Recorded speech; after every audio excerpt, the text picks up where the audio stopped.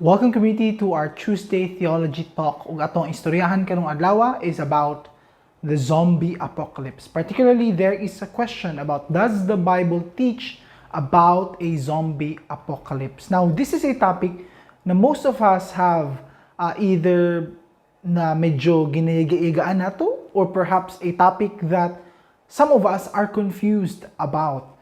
Whenever we go to different places, even with people we do not know, sometimes they say jokes about this, pero naapoy uban who are genuinely confused because when you talk to them about it, maingon sila, ay bahala na, basta ako protected ko from the virus. It seems like question mark and they are accepting the reality or the possibility of a zombie apocalypse. So kanang atong istoryahan karon, is it biblical? Gina-mention ba na sa Bible? O unsaw po'y stand for those who propose that there is a coming apocalypse. So this message is for that specific topic. Now let's first talk about zombies. Unsa na sila? Now that is actually according to the history of kaning asa nagsugod ning definition nato. It began in a 1968 film that is entitled Night of the Living Dead, and this film actually is a satirical na film. It's not a kanang serious film that talks about the undead or corpses who are now alive. It is actually talking about or discussing, giving a picture na murag inani ang American society because of consumerism, because of the attraction to craving for more. In the same way, ang zombies portrayed here are those na katong mga patay nga lawas na it seems ang desire lang nila is only for the human brain.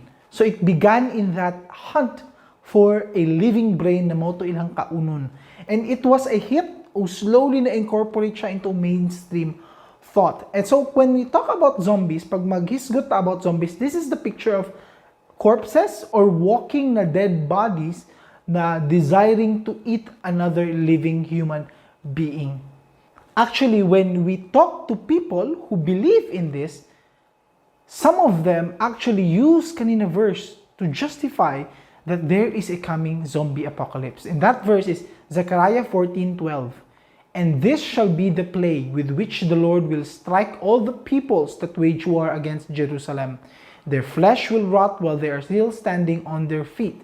Their eyes will rot in their sockets, and their tongues will rot in their mouth. So let's first understand kaning context diri. Now, we've talked about this in a previous video talking about 3 reasons why Christians should get vaccinated.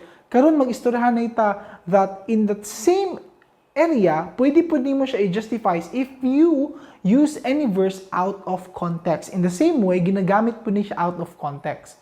Because when we talk about these things, naabjud bitaw similarity, but naani mga other sentences here that are being disregarded, sama that peoples that wage war against Jerusalem. And so, na a specific scenario that doesn't apply here because wala man ang nagpa-vaccine lang are people who are against Jerusalem. In fact, this topic of vaccination is absent ang Jerusalem na topic ani. It's simply portraying a lie nga tanan do vaccinated will become zombies. And kani palang daan na verse, mali na ni siya daan. But ang focus nila mostly in their discussion is kaning plague na word. Because ang plague daw, it will spread, paspas, and then mahimong zombies as later on kanina verses. Nag-stand on their feet, ang flesh mag-rot, ang eyes mag-rot sa sockets, o ang tongues will rot. It's the specific na portrayal daw of a zombie. And however, when we study the word plague, it's actually a word, magefa, and it's a generic pestilence or disease. It's used all throughout the Old Testament. Walay specific na sakit. In fact, it can be a major na sakit. It can be a minor na sakit. It can be a simple plague, which is usual in unhygienic societies such as the ancient times before. For this time, I will send all my plagues. Exodus, it's God giving or sending the plague. Number 16, naapoy plague na niabot. And then 1 Samuel, it's the word used about defeat. So it's a generic term. Whether it's a sickness or even in general na ay namatay or na ay napildi. So there's nothing specific about this that talks about specifically about coronavirus. So the second reason People make this argument is because gikan daw ni sa isa ka prophecy made by a man named Nostradamus. Now, if you're not familiar with him, he is a French physician and an astrologer. So he is a man na not only in medical field, but he is also studying the stars, the celestial bodies, the heavenly bodies. And gikan do dito gina-observe niya, and he is able to come up with kaning mga prophecies niya. And in order for him to arrive to this, it is recorded, and he said nang ginagamit niya is that during the night, an angelic spirit would help him during his meditation. Now, he also uses kaning mga hallucinogens, which are leaves and other drugs that you take in, mag-hallucinate ka. And from there, dito daw na ay, he brings about kaning mga prophecies niya about the future. And he makes these claims, daghan kina claims written on a book na the prophecies of Nostradamus. So kaning gina-quote na ay mga prophecies that talks about kaning upcoming zombie apocalypse. There is even a saying na naadiri that according to people, gikan daw sa iyahang prophecies ng book. Ang ingon diri, there will be a twin year from which will arise a queen who will come from the east and who will spread a plague in the darkness of night on a country with 7 hills and will transform the twilight of men into dust to destroy and ruin the world. It will be the end of the world economy as you know it. Now, ang challenge ani whenever mo gamit sila ani na term is that all throughout all the writings in Nostradamus, walay specific na kani ang giingon. In fact, walay anything that you could relate with or connect with kaning prophecy. So it's a fabrication. People love to do that.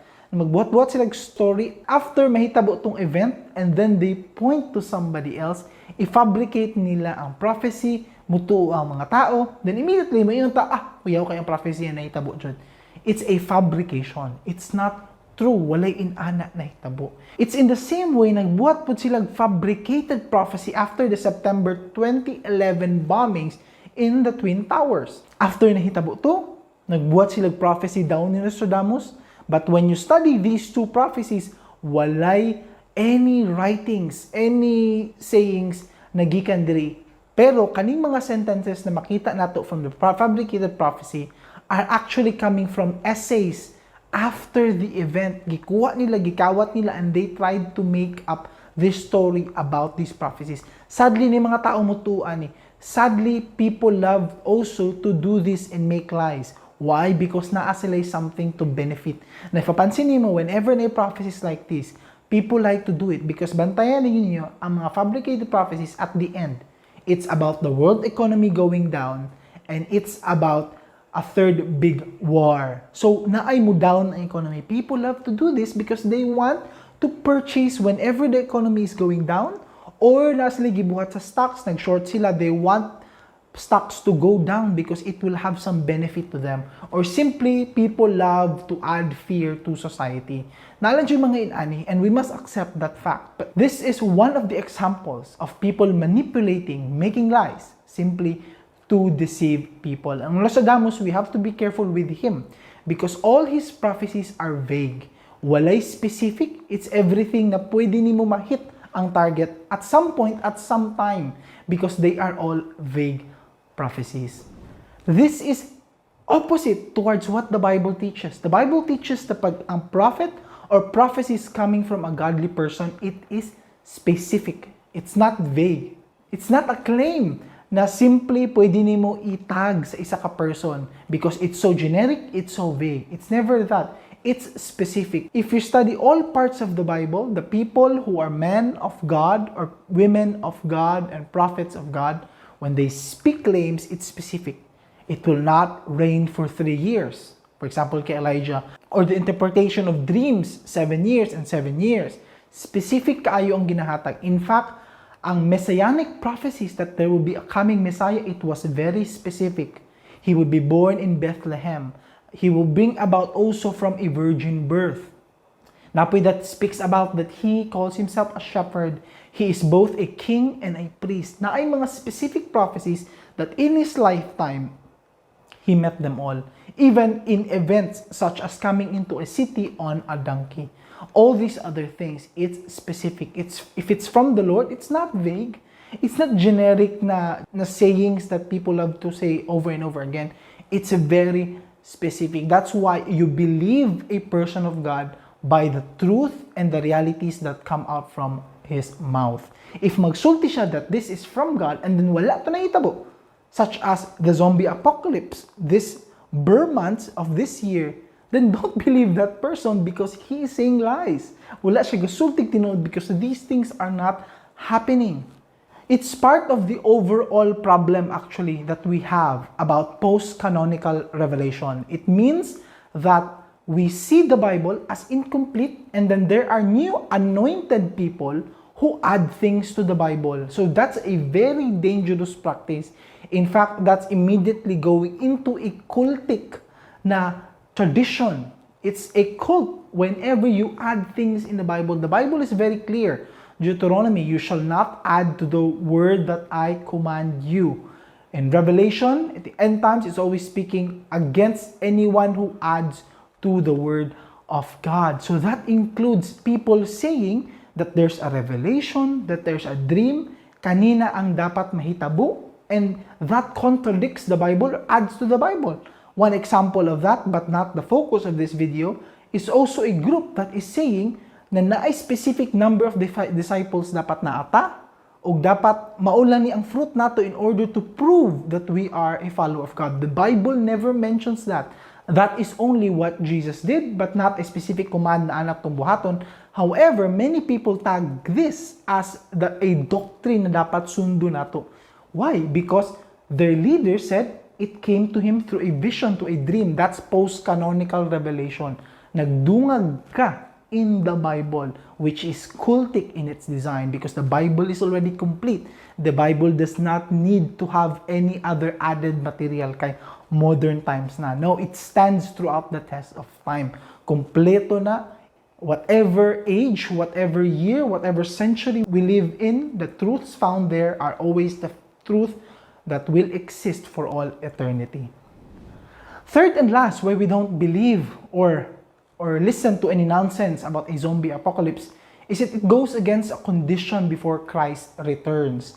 This is instead our focus. Revelation talks about that this is a condition before Christ would return, basically before the concluding time in the sector of end times. From every nation, from all tribes, people, and languages. Matthew 24, this is the testimony to all nations, and then the end will come.